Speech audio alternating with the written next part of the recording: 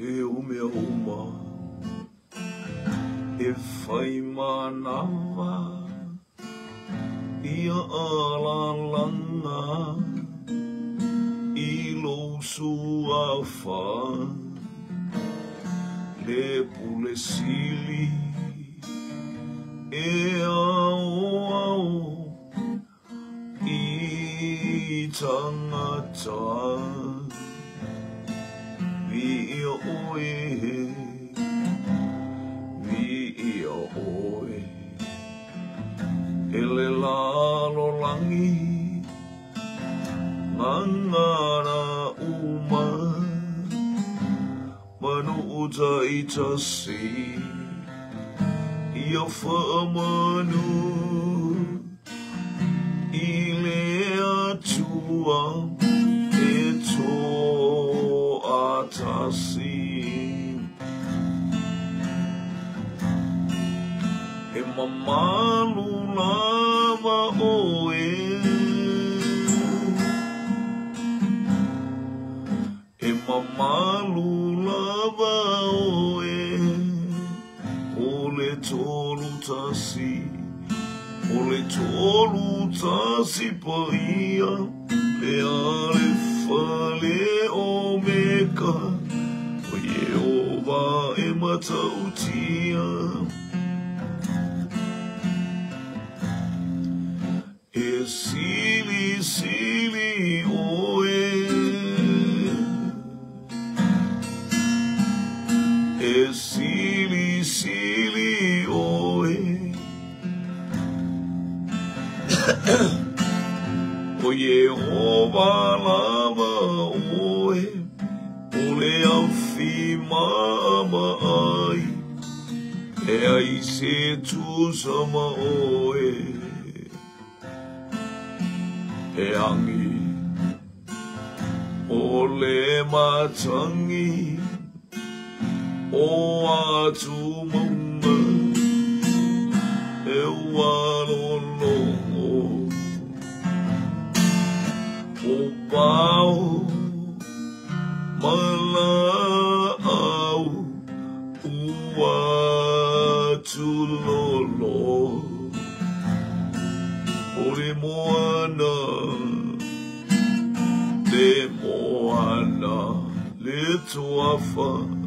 le toafa le ele ua alalanga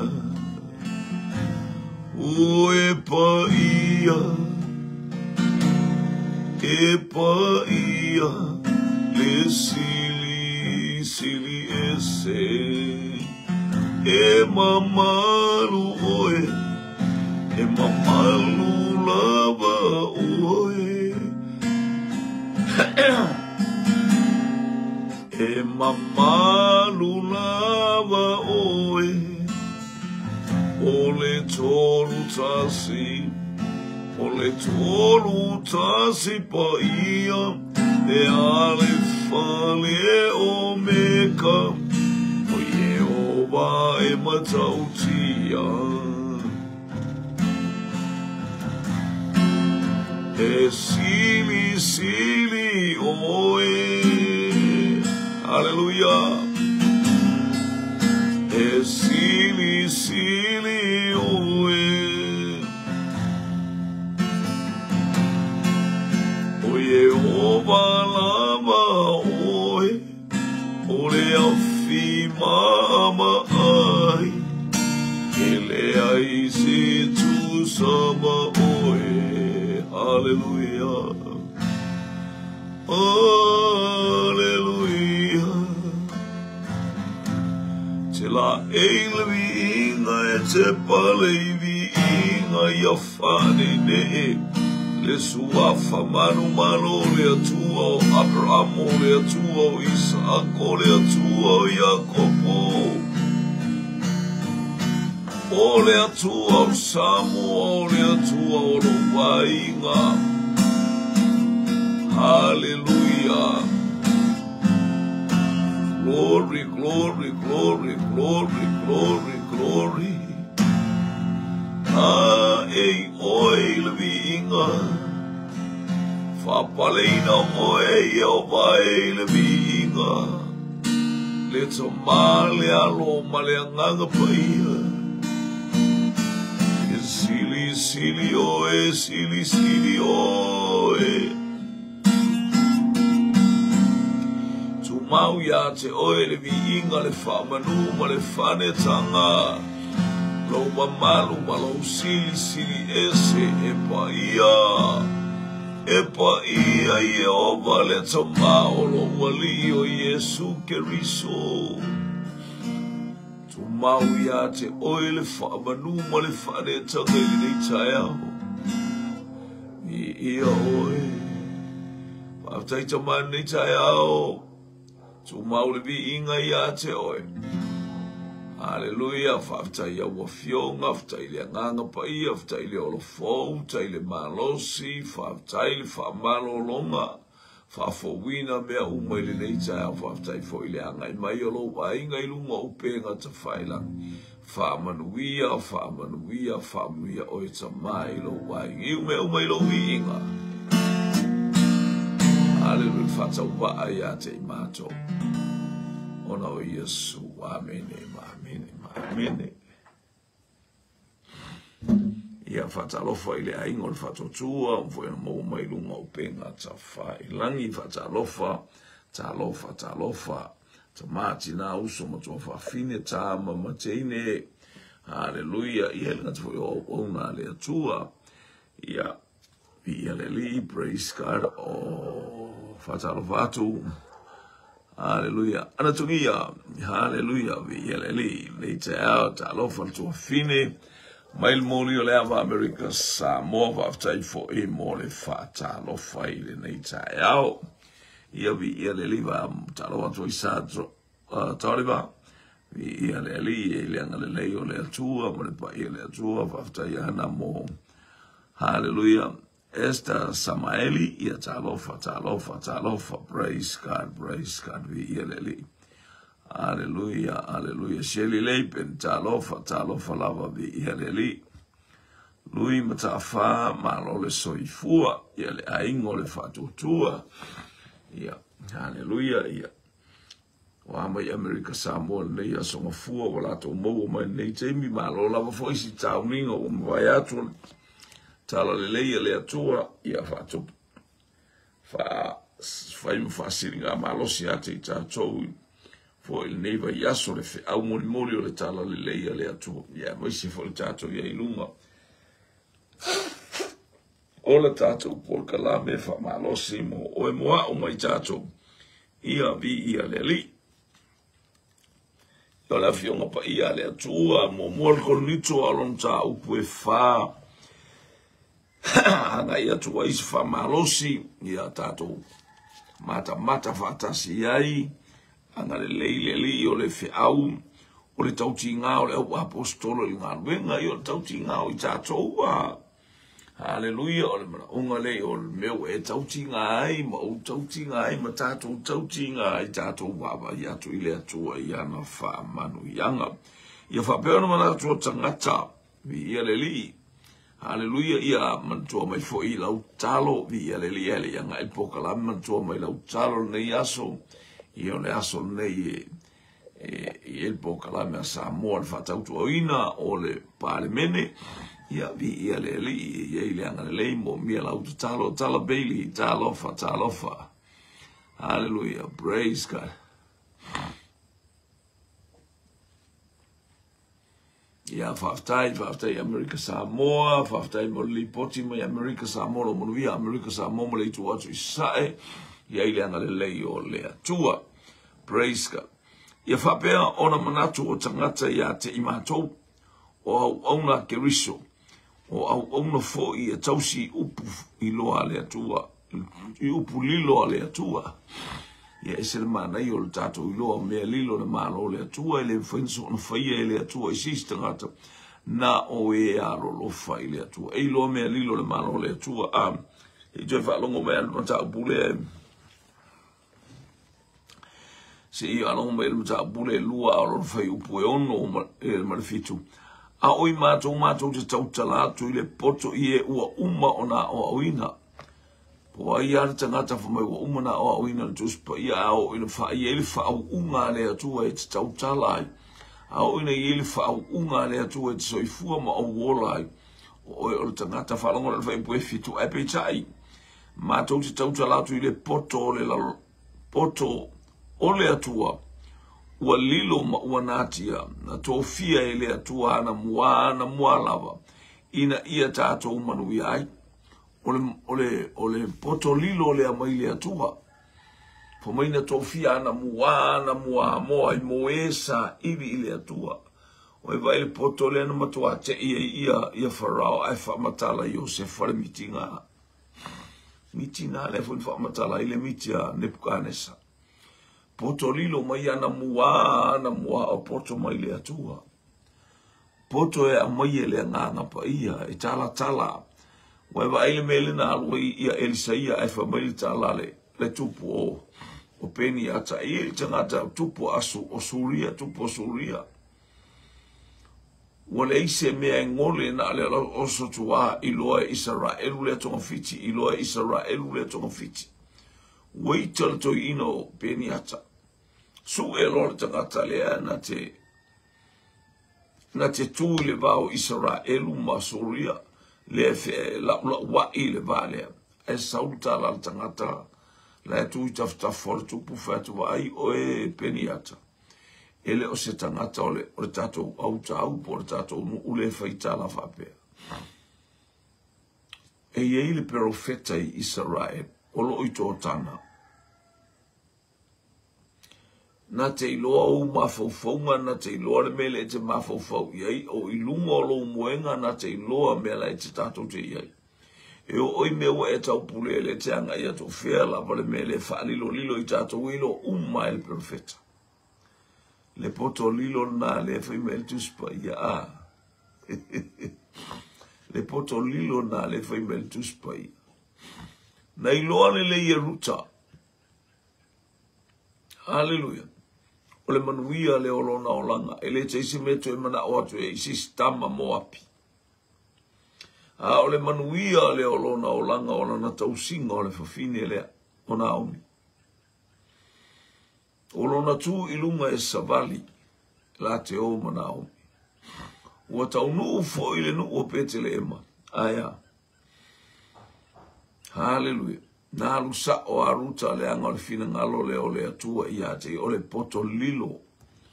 Hallelujah ma mea uma o le manuia lea. Hallelujah. Pe on tatou whalonga le tuspai o le poto lilo. Wa o mai e le atua I ate I tatou fa mai o au auna a keriso o au auna fo I e tausi I upu lilo a le atua. Fatalo atu tiosio, talo lo uso June so tanga. Ia Pasifika, talofa, lava senara, talofa, vi ia le li. Aleluia, Pasifika mulitalo, vi ia le atua, June so tanga, ia. Vi ia le li, ia, talofa.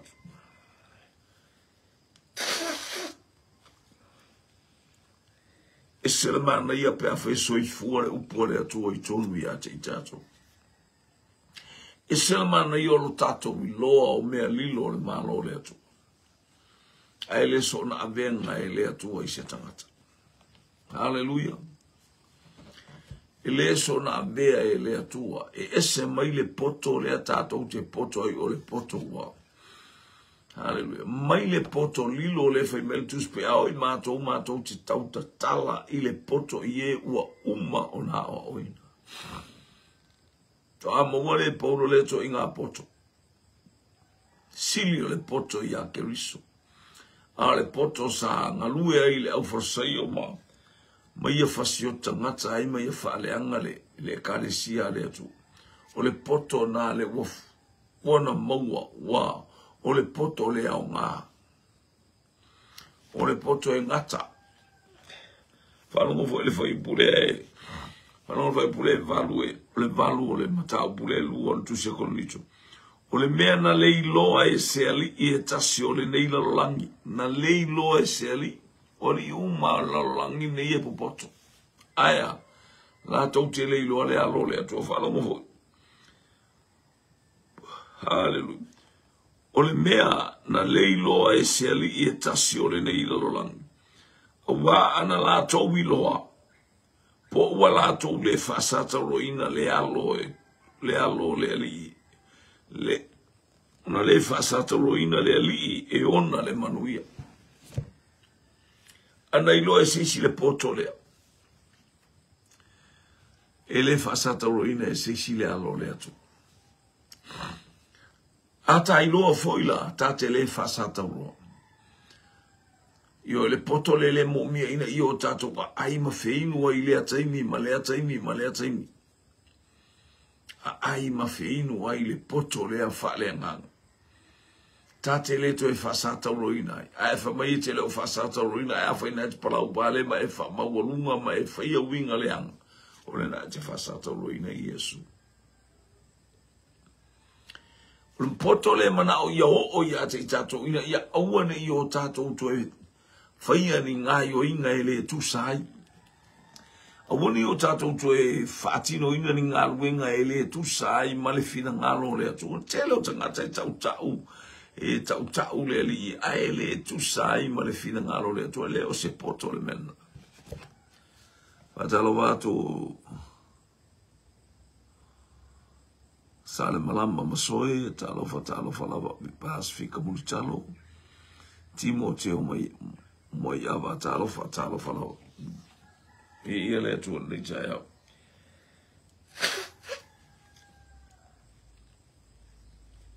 A fai o ia te oele, le ita mai ia te oele le ono sai ia te ele osi, o ia te oele poto. Elo le poto na le e mana mea e te poto ile a onga, e poto e fatino elo ia te oe se poto. O lo fatupu fa lave, ia na se na rotom, ta lofa. O itu ai ngā langona ia le fa le poto lilo, se manula tau te le fasata ruina, le alo le atu. Ana ia te i tātou le poto le. Tātou te le fasata ruina le. Le tātou te mui ai, elo le poto le. O le a te fasata rui Yesu. You are still nailing Jesus on the cross. A le a tātou te tuitu ia ke riso i lunga o le sātou. Pe a tātou de maua le loto wha mangalo. Aisa elo ia te i tātou le poto le te taun tātou i loa. Le poto lilo mai le atua. E whatino ai le ngā lue ngā le atua. Whalongo foi le sifa i upure anu tāu pua le e lua alfa i pura le. Ai pei ona tūsia. O mea ele iwo vai aia e mata. Ele i kiro i maka ia. Ele i la ngona ele loto. Ele i la ngona e taringa. Foi e taringa. Ele i o le loto o tangata. O mea i o saunia ele atua. Mo i la atou o e alo lofa i a te ia. Mewa i la saunia ele atua le neima mea matautia a. Wa sauni ele atua ia mea mo ila atou oe alo lofa i ate ia. Le tātou whitulinga ma le tātou tau whitulinga i le atua. Mau mea tātou te iloa le poto lilo ma i le atua.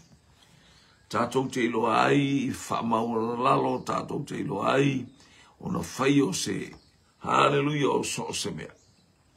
Te wila, tole fua talofa foi pine e viane, vi ia le atua, falilo falongo, vi ia le atua, praise God.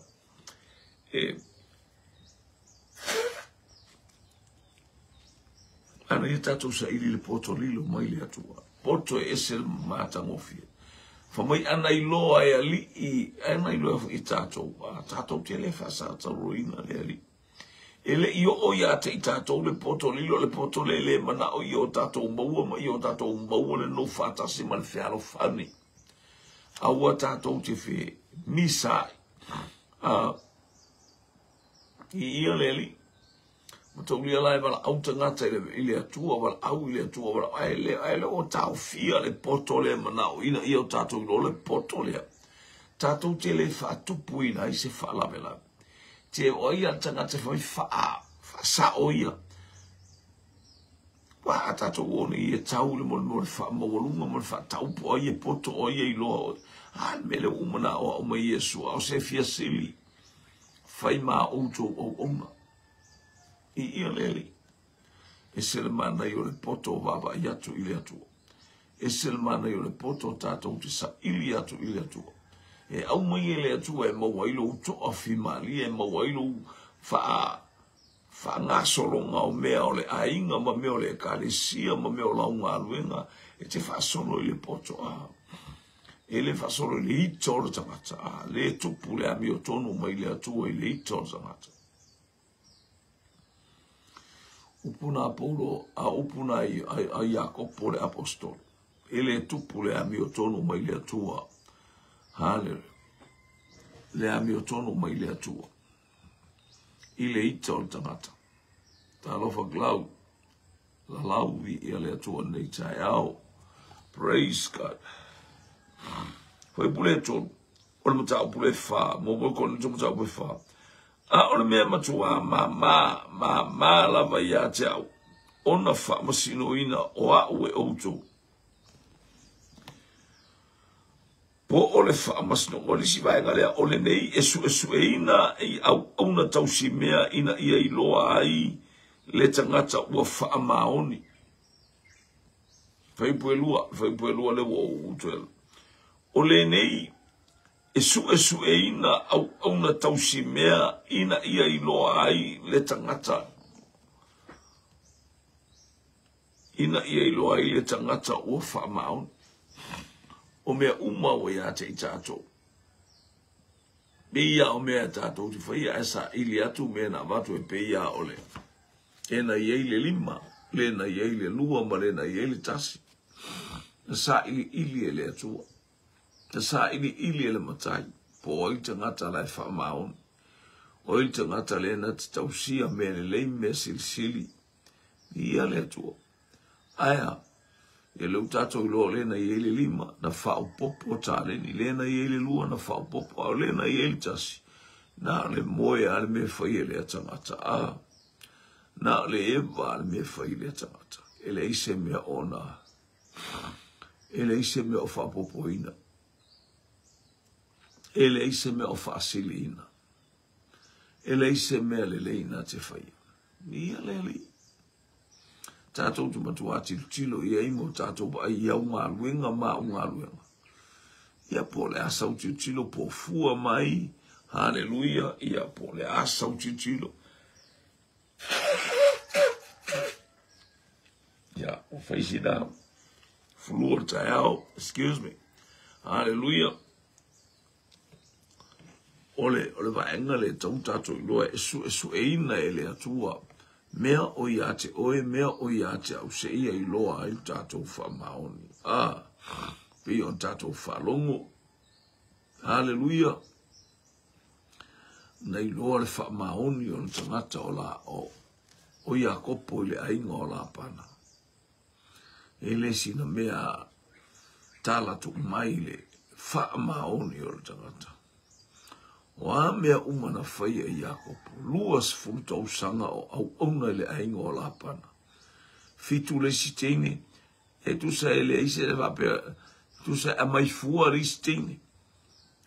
Langa le fitu a mua o le fitu o la sela sa au auna, e le fua to e au auna whaia i a la sela e le si fitu.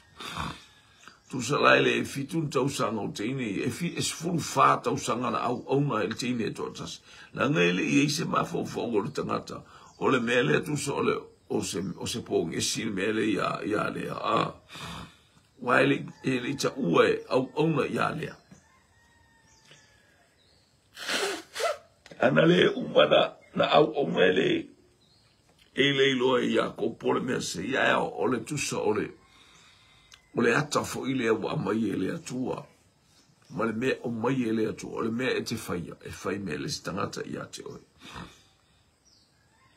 O mea uma e tau mwhai ai ia kopo i whapalo o istamba o la le ileo e sau a. Ia tu sa leu toe a mai e testa ilo na o langa po le asa na baba ai au le asa tilo i le oi a listangata. Ia le li. E isem tau tia o le atu. Suru whāta usanga e tasil teini. Ma le ono tau sanga au auna il ta mao o lea marasela. Maua i tau sanga e luasfu. Sa ili mea umo fai mai a kopo ma ai lau lafu na le pe iei se lafu o whaale tō.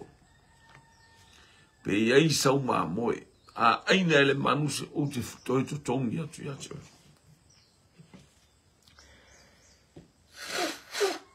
I aleli. Ole mana onga ole apostolo. Male mana onga ole upo ale atua wa ale afionga le ale atua mo oe moa uma i tato. Hallelujah. Ina i o tato whamao. E loa ai tangata whamao ni a. Ika lau o unanga mala o unanga. Ni ia le atua mana tato o unanga. Na o le atua na te sila fia wae sa ilia mai tato o ile totu. Ia le sa ili wae ilis tangata. Ia talofa mareta sa nonu. Ia le li.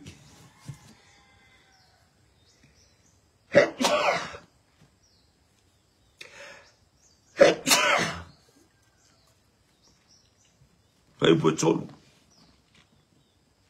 A me matua ma lava ia te au. Ona whamasino ina o au e outu. Po ore whamasino ngā tangata. O te le whamasino lava o ia te au.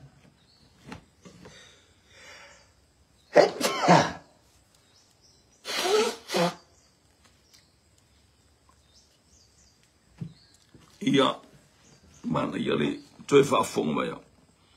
A ole mea matua ma lava ia te au, ona whaamasino ina o au e outu. Po ole whaamasino ngā tangata. O te le whaamasino lava o ia te au. E whaamasino a ia tangata a, whaamasino ngore tele o tangata le anga. Tele o wali ia yo. O le tele o tangata ia e anga i mai. La tau te whaitala le anga. La tau te whaitala le anga. Moa o se sema o au pipelo. Lea ua anga i mai. La tau te o tala inga whaale tonu. Ia la tau te whaamasino i a paulo. Afo i whaamasino nga le a paulo a ta aji tirone i le mata upo e lua. Fea sa o ngai paulo o tuso le whapea mai. O le whapea mai paulo auto e watua fo i a te auto uni tusi. I walongo mai ai le maule le mana ia e te ilo ai. O le atana le whaamasino sino e tangatale mea na o ngai paulo.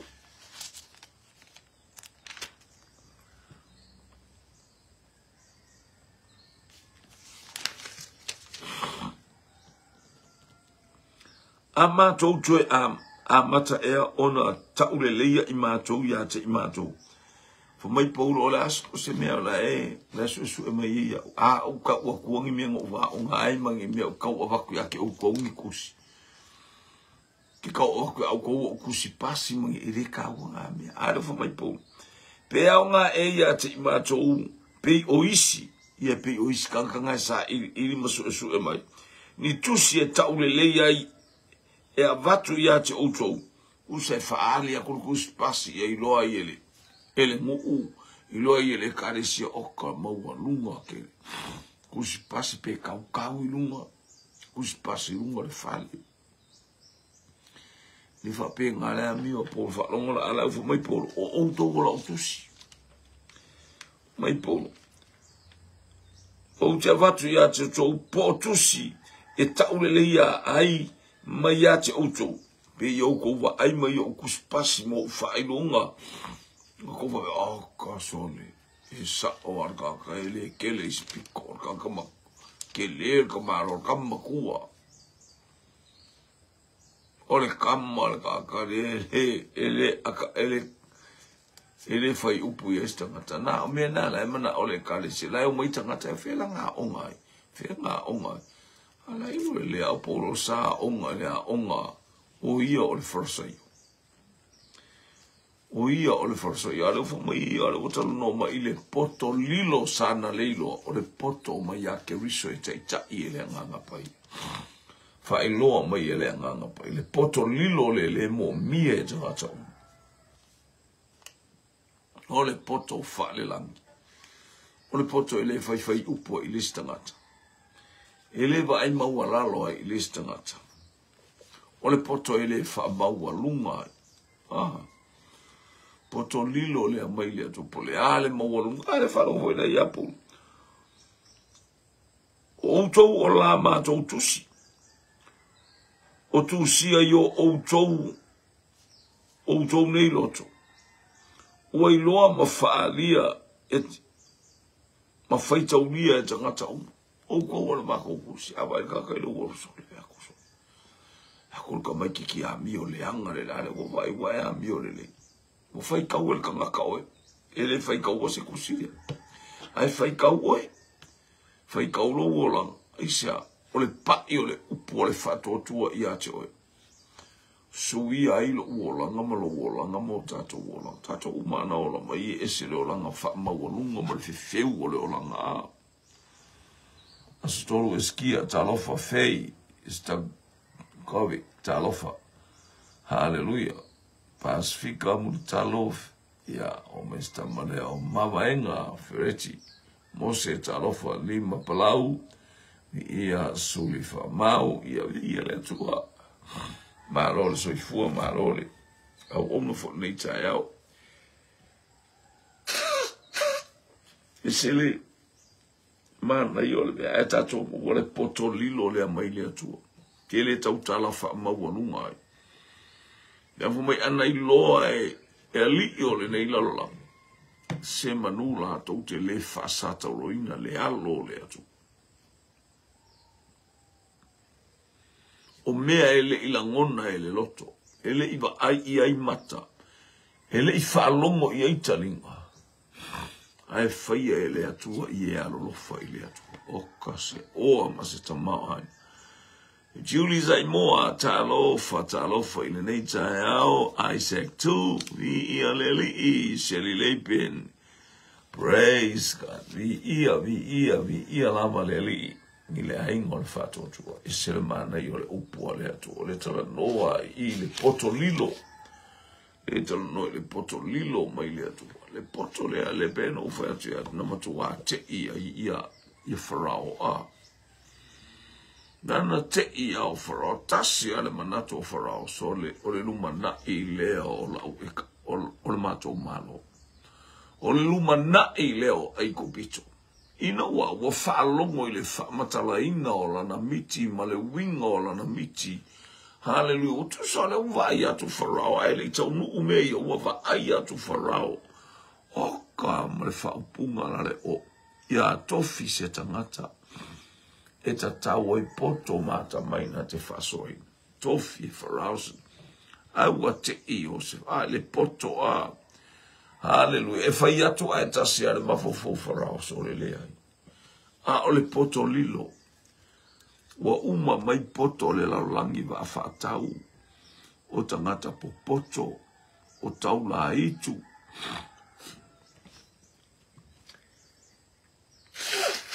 Ai lilo ale miti a. Ai ma sesi e tau sana mafofau. Lei ma se lenga o le mena tia na o esa ili atua.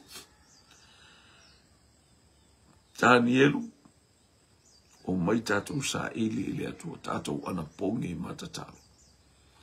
Au o umar fai e tu le tupu fa mo le sei tau fa ngesi te isi alo na ai ya o mana onga le tau mai se avalo ai sa ili atua tangata sa ili atua. Ma le loto fa mawala.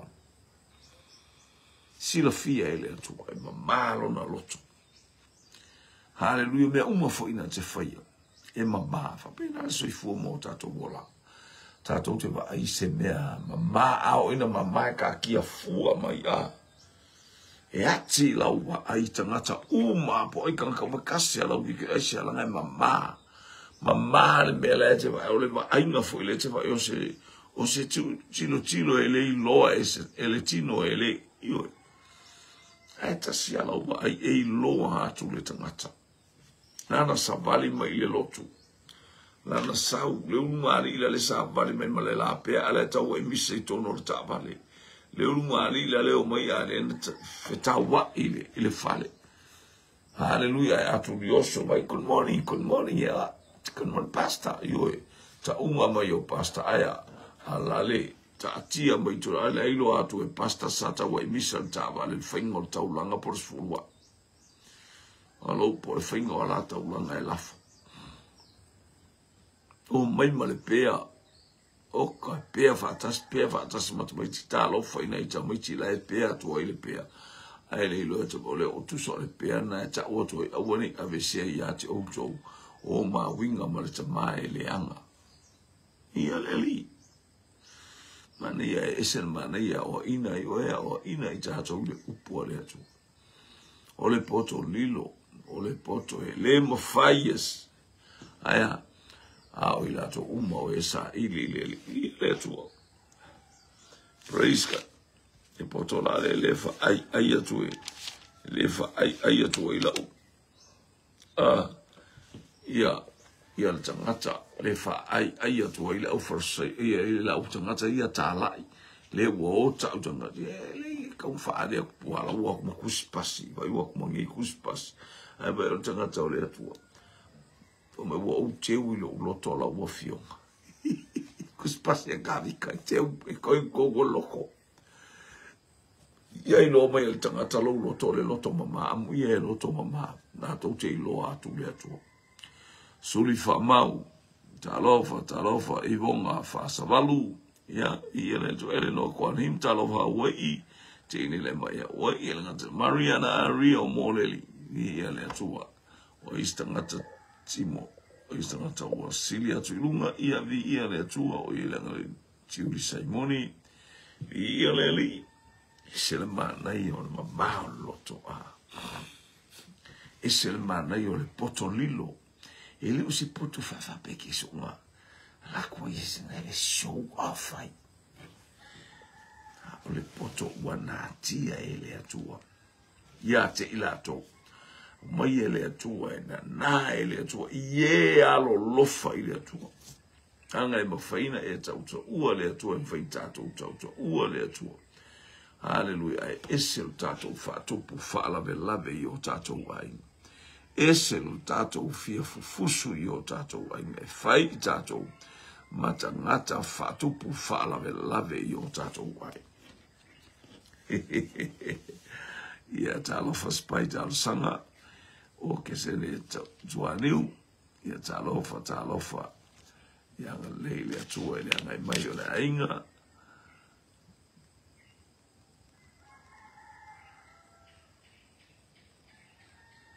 Maleutu wa fusi talofa la vi ia leli io e mana ia tele lu tato ilo se va lo moto che sfai upule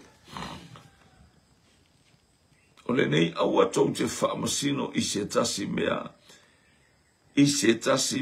a ole i o mai ona po se ia fio mai leli ole na te fa mana malama mea lilo o ile po uli ma faalia filifilinga o loto e ai ona taitasi ma taulileia ele atua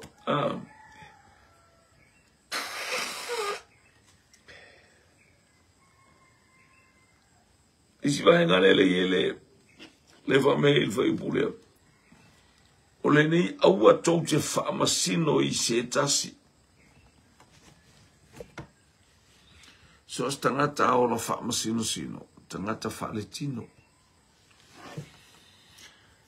tangata o le tino o laifia taulile ia Hallelujah o ani mea wana whaia no fom whaamasino o lis tangata i rana mea lai whai ia lei ese malosi o tangata ese alo malosi ese le malosi o le aua tātou te whaamasino sino io o mea na e whai e tawiti whaamasino a mea sawan popo sawan a mea ka mai ka ila lera le io le whaamasino sino atu po a mea ia la fo o tawiti la e tafu le afi tafule afi o saka o la eta mo e tae mai alala io e va e lo mo sinta mai tu al na ta mai ti o la o atoma ala voi a pe asa uia a pe asa ali sei na talofa ia lele ma lo le so I fu la mi mai da ingol fa tu io fa ule tu al nei tae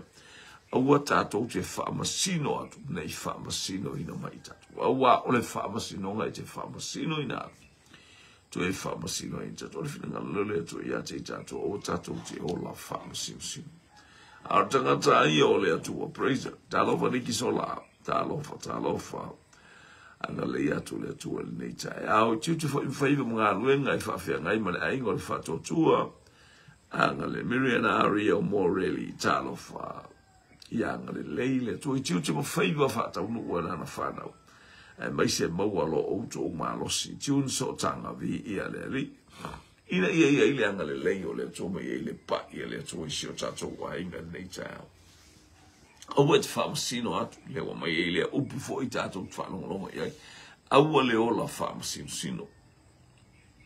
Me iai o me iai. Hallelujah. Ai la to foi isa nga mea le kalesia uto a masinsino fu tangata manana la wi amana pua amana ai paua le ulua I pauli le la waki talo fa la le ulua ili praise God talo fa la lima palau ia le tua awana e whamasino tau wa le whamasino ngai te whamasino te tangata e tue mwhai e mea e whamasino mai tangata I ati a whewa e whai mea le I atu I le ati e whapena e te ratu e whapea mali tangata e wa ailo au whaale kong mea le pe rare io e au te whamasino wa e te ni lo pena whawhena sa uni e le tangata le mea lea sa suli whamau Talofa lau. Ia.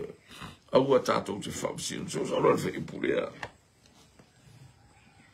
O le nei aua tau te whamasino I se tasi mea a ole io o mai ona po. Ia le tātou te roa tasi teimi whatoafa. Na ole atua sisi ese o ia e whai ia se. Ia fio mai le ali. O le na te whaamala maina mea lilo. Oile po riuli o a mea lilo o lo tātou ngātia ma whai o tātou loto ma whai whapena sila fia ele atua le mafua anga. Hallelujah o lea mea ma lea mea ma I lea tangata ma lea tangata. Sau o le mau o whaali mai ana tupe e tele whailan taulanga e sau fufine na ale lua seleni. O mea wasile atulanga o mea umana ile atua loma tua lele wato uma. Te marone e la fe isi mea la e na te lo sau atoa I ia le atua. Wha malama mea lilo oile pōri ole ma whaalia filifilinga o loto e iai ona ta itasi ma ta ulelei. O mea la e whaila o loto na ole atua na te sila fia mea o. Ina ia ile angarelei. Praise God. O le tauti ngā, o le au apostolo I ngā ruenga le atu. I o le whailo atu nai le au apostolo m whailo atu le tuspa ia. Mea, ma le ngā ruenga le atu o tātou ngā ruea. Ia vi ia le li. Ia le atu o praise God. E il matou api e tusi. E a mai ia te au ia mo meo. E a mai ia te au mo meo te utusi fo ia iu. Se fulua ia tangata a po a moara taulanga lai tu umai I te utusi a ele ma whaina uta uatua le tangata pe amai pe tu se ringo pe pupu a pe le ia ni me ele ma whaina ufa pe atu le tangata wa ila oele le isa utaulanga wa I oele le isa usfulua wa I oele le isa ua wa I oele me tatalo pe ia whaamanu ia le atua I le kalesia Ia ile anga le lei o le atua. Ele o se mea le hallelujah ina wa matauri o tupe mea I o mea ia tele ina hallelujah le au mea I taulanga tangata. Praise God le whai taulanga I tangata. ni ia lele pauana le whalongolongo o le ekalesia, praise God. Hallelujah, ba ai o le ekalesia. I me olo o whaatino na ngā ngare atu o ma mea po manuia, po whale tonu, po a e le tai la fesili ba il mātou ekalesia, pe i se pa pe alu o le whape o le fai tātou fono le tala o tātou tupele ai, ma se karo se kupe. E fai e to tonu o le mātou ekalesia. E ai ma se nā me fai e tonu o le mātou ekalesia. E le mana o mien talo ni tupe o mena e pisa i tangata. Hallelujah. Fai mei fua le tala lisi tala lisi o na wasi se fua fai le ini talo ni tupe fai. Hallelujah. Mo mea na o le tino o le fia malama lama ko fia malama kupe le fai lau kusi pa le ke o kupe. O le fo e titilo tu le fai fia au. Mo le si me afa pe o fa pe tsole o tato fia to tongi tato mele o fai ona mo va fisili la nga e wa fisili me lo le tanga ta afia o ave tato tupe. Afia o ave tato ma ya manga ya le me le ka se la flow le mea uma e fai. Ise ala nga lai e ima le atua. Uma na tau le atua mea uma na fai no le atua. Uma na i fola tupe luma o le ekalesia. Langa e tawa e misa i tangata. E fai atu lo sinta le matau i tō tele le au poto mo le awata mamai e whapenga. Sa ili ae mana i alo wai o le poto lilo na mai le atua e fai e ngā le atua. O lowi loa mai le atua le awala e fai e mea. Le se me o lauta o langa wa sa we abe ile atua ki le sa ko e fa ma singo pe ke fia fa longo i ai pe ke no just tu lauta o langa e musu ai abe lo e te le fa longo mo fo tau ile kalesia ya to was full walu to sanga le kalesia ele ai fa longo mai le kalesia fa pe walu le tupulanga pe te fa pe ofisini mo ele ai se me fa pe tonu le kalesia le no amai ele tua ia cha fa pe alu foi ni talo ni tupe man talo ni ai fa longo ye pe fa ia lu tanga tele ta mai pe pa ia lu vai mai o ka ai se me fa pe na ia le tu pau ale mea la fola uta ulanga e ame le tua faitalia. Hallelujah. Le tua mfamanuia ia te oe. Ia, taune ianga le tua nei tai au. Mea lilo le malo le tua. E fua i le tua i alo lofa i le tua fam. Ta lofa matafua fa matua inu pesa ta lofa. E se fano o lina ba blau. Ia via le tua nei. Aingal tai au. Whalongolongo mo tau maisi o tātou wai. Ngā tātou whalongolongo. I le poto lilo mai le atua. Hallelujah. Ele o se poto e so e vale ai po se poto e whaalia vale. Ane poto i loa wava maro mata. Ana i loa e li o le neila lolang. Se manula tau te lefa. Le poto le ana i loa le poto le ana i loa e tangata o le lolang. La tau te le fasato e li o le nei la lang la tau te le fasa o ala ia te o au me le anga umai fai la tes sa sala va Yesu i lungo sa tau mafo mo te mafo we fai se me le siete tau tala i lista ngata fa tupo ia mauale ono sa ipa ia o le atu ana i loa e li o le nei la tau te le fasato lo ina Yesu Famunu ia le tua ia te oe. Ia ile anga le leo le tua pa ia te oe le nei tai au. Ora o Yesu. Amen. Amen.